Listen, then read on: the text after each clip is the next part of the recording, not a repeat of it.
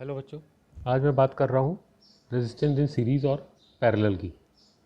Resistance in series and parallel. इससे पहले हमने पढ़ा था V is equal to I R Ohm's law में। ओम्स लॉ में क्या था? V is directly proportional to I। ठीक है, और क्या था साथ में? R कैसे जुड़ा था? ये कॉन्स्टेंट ऑफ प्रोपोर्शनैलिटी था, यानी V is equal to I R कर दिया था हमने।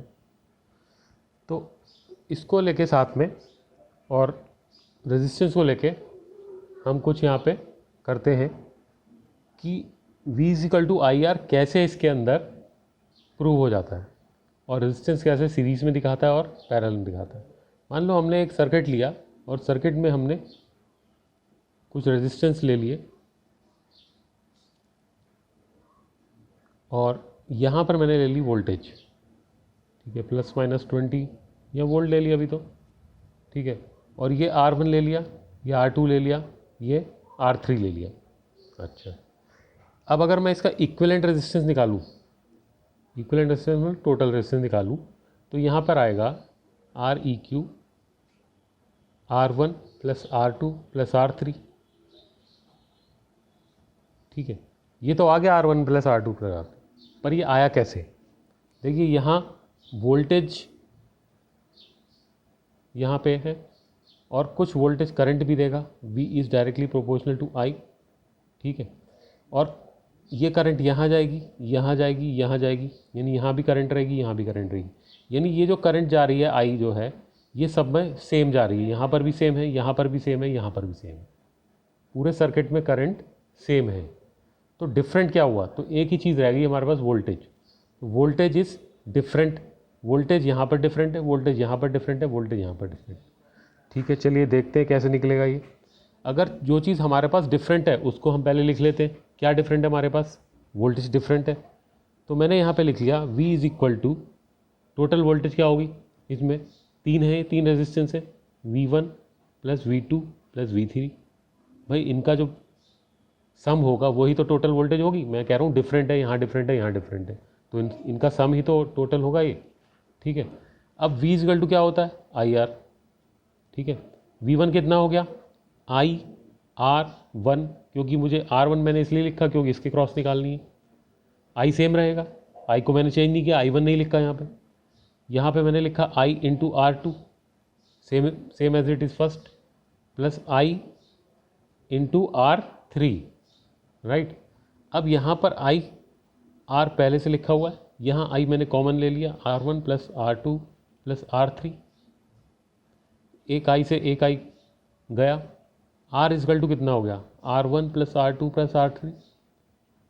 तो ये मेरा निकल गया टोटल रेजिस्टेंस। ठीक है, तो ये है इसका लॉजिक निकालने का।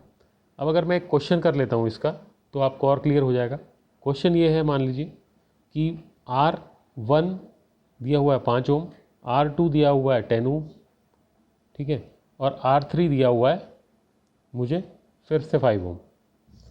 राइट, अब अगर मैं इसको एक सर्किट डायग्राम में चेंज कर देता हूँ तो ये कैसे बनेगा?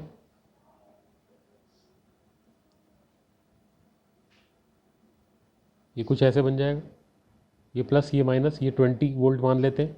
ठीक है, 20 वोल्ट दिया हुआ है, ये दिया हुआ है 5, ये दिया हुआ है 10, ये दिया हुआ है 5, और ये सारी वैल्यूज़ क्या है? ओम्स में है, क्योंकि ऐसा यूनिट क्या है? ओम्स में होती है। अच्छा, अब अकॉर्डिंग टू रेजिस्टेंस सीरीज़ सबसे पहले मुझे क्या करना है? इसका सम निकाल लेना है। अगर मैं इसका सम निकाल लेता हूँ आर इक्विवेलेंट, तो ये आ जाएगा R1 plus R2 plus R3, यानी कि 5 plus 10 plus 5 is equal to 20 ohm. ये 20 ओम निकल गया यहाँ पे। ठीक है, और यहाँ पर वोल्टेज मुझे कितना दे रखा है? 20 वोल्ट। तो V is equal to I R का फॉर्मूला लगा दूँ मैं यहाँ पे।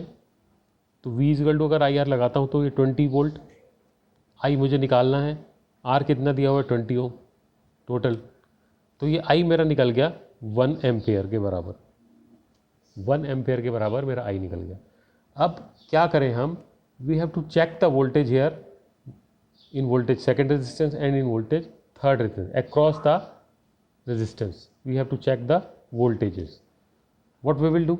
क्या करेंगे हम क्या करेंगे, इसको अलग अलग यानी कि यहाँ पर वोल्टेज, यहाँ पर वोल्टेज और यहाँ पर वोल्टेज निकाल लेते हैं और ये देख लेते हैं कि यहाँ पर जो वोल्टेज आ रही है इसके बराबर है या नहीं, इक्वल टू है या नहीं। यहाँ करंट जा रही है, मैंने आपको क्या बताया था, यहाँ पे करंट रहेगी सेम, यानी यहाँ भी करंट सेम, यहाँ भी करंट सेम, यहाँ भी करंट सेम, मतलब current is same, voltage is different, voltage is different. ठीक है, यही बोला था मैंने आपको, वोल्टेज इज डिफरेंट। चलिए देख लेते हैं यहाँ पर वोल्टेज अलग अलग आ रही है या नहीं आ रही है। तो हम सबसे पहले क्या करते हैं, V is equal to I R दोबारा लेते हैं। ठीक है, वोल्टेज हमारे पास 20, ये तो लेंगे नहीं 20, हमें निकालनी है वोल्टेज, क्योंकि अलग अलग देखनी है, इसके अक्रॉस इसके अक्रॉस इसके अक्रॉस, तो वोल्टेज हमें निकालनी है। चलिए वोल्टेज हमें निकालनी है। करंट हमारे पास एक है, टोटल हमारे जो इससे आई है 1 इंटू आर, हमारे पास कितना है 5। वोल्टेज हमारे पास इसके अक्रॉस कितनी आ गई, 5 वोल्ट, एक तो ये निकली। ठीक है, दूसरी वोल्टेज निकालते हैं। करंट है हमारे पास 1, V is equal to I R, voltage resistance है हमारे पास 10, ये कितना निकल गया 10 वोल्ट। फिर तीसरी निकाल लीजिए इसके अक्रॉस, वोल्टेज हमारे पास निकालनी है हमें, और ये 1 क्या है, 1 क्या है करंट, और ये 5 क्या है रेजिस्टेंस है 5 वोल्ट। अब इन सब का टोटल करते हैं, टोटल आ रहा है 20 वोल्ट, जो कि इसके बिल्कुल बराबर हो गया। तो ये हमारा 20 वोल्ट, ये हमारा 20 वोल्ट, इसका मतलब the question is perfectly right. और जो करंट हमारी आ रही है वो सब में सेम है, देखो करंट हमारी सब में सेम है, करंट हमारी पूरे सर्किट में सेम है, बस वोल्टेज हमारी अक्रॉस डिफरेंट है। तो इसी तरह से हम कुछ पैरेलल सर्किट में भी करेंगे। तो पैरेलल सर्किट में चलते हैं। तो बच्चों यहाँ पर आ गए हम पैरेलल सर्किट में। पैरेलल सर्किट में हमने देखा कि ये वोल्टेज दे रखी है प्लस माइनस, यहाँ से करंट आई। ठीक है, ये पैरेलल सर्किट होता है, तीनों मैंने पैरेलल बना लिए, पहले मैंने सीरीज़ में बनाया था। R1 R2 R3 पैरेलल में आ गई है। यहाँ करंट डिफरेंट I1, यहाँ करंट डिफरेंट, यहाँ करंट डिफरेंट। ठीक है, तो यहाँ पर क्या हो गई, current is different, current is different, voltage is same, just opposite to that of series. Current is different and voltage is same. ठीक है, तो इसको हम पहले प्रूव करते हैं। प्रूव करने के लिए हम क्या करेंगे, वही फार्मूला, यहाँ पे क्या है करंट डिफरेंट, तो करंट ले लेंगे यहाँ पे करंट। ठीक है, करंट अगर हम लेंगे तो टोटल करंट हम क्या बोल रहे हैं, I1 plus I2 plus I3 के बराबर है, जैसे हमने पीछे वोल्टेज में लिया था। अब V इजिकल टू क्या होता है IR। ठीक है, V upon R is equal to होता है I। तो इस I को यहाँ पुट करके देखते हैं क्या होता है। यहाँ मैंने पुट कर दिया V अपॉन R। ठीक है, I1 को मैंने क्या पुट कर दिया, V अपॉन R1 इसके अक्रॉस। ठीक है, I2 को मैंने क्या पुट कर दिया, V अपॉन R2 इसके अक्रॉस, प्लस I3 को मैंने क्या पुट कर दिया, V अपॉन R3 इसके अक्रॉस। राइट, अब यहाँ पर V upon R is equal to same रहेगा ये। यहाँ पर मैंने क्या करा, V मैंने कॉमन ले लिया, और कॉमन लेने के बाद ये क्या आ जाएगा, कुछ इस तरह से आ जाएगा 1 upon R2 1 upon R1 plus 1 upon R2 plus 1 upon R3, ये आ जाएगा। यहाँ से V से V कट गया, 1 upon R is equal to क्या आ गया, 1 upon R1 plus 1 upon R2 plus 1 upon R3। तो ये मेरी इक्वेशन आ गई और प्रूव भी हो गई ये इक्वेशन, कि ये इक्वेशन पैरेलल सर्किट की है। ठीक है, पैरेलल सर्किट इस तरह से प्रूव होता है। अब एक न्यूमेरिकल ले लेते हैं, इसका क्वेश्चन ले लेते हैं। तो देखिए ये मेरे पास न्यूमेरिकल है एक, और न्यूमेरिकल में मैंने क्या करा है, ये मैंने पैरेलल सर्किट बना दिया, ये पूरा पैरेलल सर्किट बन गया। वोल्टेज यहाँ पे मैंने दे दी, यहाँ पे 20 वोल्ट दी हुई, 5 ओम रेजिस्टेंस है, एक 10 ओम का रेजिस्टेंस है, एक फिर 5 ओम का रेजिस्टेंस। ये करंट यहाँ पे डिस्ट्रीब्यूट हो गई I1 I2 एंड I3। ठीक है, चलिए हम पहले निकालते हैं resultant resistance, 1 upon 5 plus 1 upon 10 plus 1 upon 5। ठीक है, 10 टेक 10 LCM, यहाँ 2 आ गया, यहाँ 1 आ गया, और यहाँ फिर 2 आ गया। तो ये कितना निकला हमारा 5 upon 10, 1 upon R। 1 upon R is equal to 5 upon 10, यानी कि अगर मैं इसको आर को इधर ले जाता हूँ, 10 को इधर ले जाता हूँ, तो मेरा आर निकल जाएगा 2। आर इफेक्टिव निकल गया मेरा 2, यानी आर इक्विवेलेंट मेरा निकल गया 2 ओम निकल गया। चलिए मैं टोटल करंट निकाल लेता हूँ, और वो टोटल करंट इन तीनों के बराबर होनी चाहिए। ठीक है, टोटल करंट कैसे निकालेंगे? V is equal to I R. V कितना है मेरा? 20 वोल्ट। आई कितना है मेरा? निकालूंगा मैं। आर कितना है मेरा? 2। तो जब मैंने इसको डिवाइड करा तो मेरे पास आई आया 10 वोल्ट। ठीक है, आई मेरे पास आया 10 वोल्ट। अब ये जो 10 वोल्ट आया है ये यहाँ पर कुछ इन तीनों में बटा हुआ है 10 वोल्ट, I1 में, I2 में, I3 में। और इन तीनों के I1 जितना आएगा, I2 जितना आएगा, I3 जितना भी आएगा, इन तीनों का सम होना चाहिए 10 एम्पेयर, 10 एम्पेयर। ठीक है, क्योंकि करंट की यूनिट होती है एम्पेयर। तो आई इक्वल टू होना चाहिए 10 एम्पेयर। तो हमारा 10 एम्पेयर यहाँ पर आना चाहिए। चलो देखते हैं आता है या नहीं। फिर फार्मूला ले लिया मैंने, V equal to I R. V यहाँ पे फिक्स रहता है, वोल्टेज सेम, तो मैंने 20 ले ली, सेम। आई मुझे निकालना है किसके अक्रॉस? इस वाले रेजिस्टेंस के अक्रॉस निकालना है, तो आई इंटू 5। ठीक है, 20/5 अपॉन आई यानी 4। आई पहला आ गया मेरे पास 4 एम्पेयर, पहला आई मेरे पास ये आ गया। दूसरा आई निकालता हूँ, दूसरा आई किसके अक्रॉस है? 10 ओम के अक्रॉस।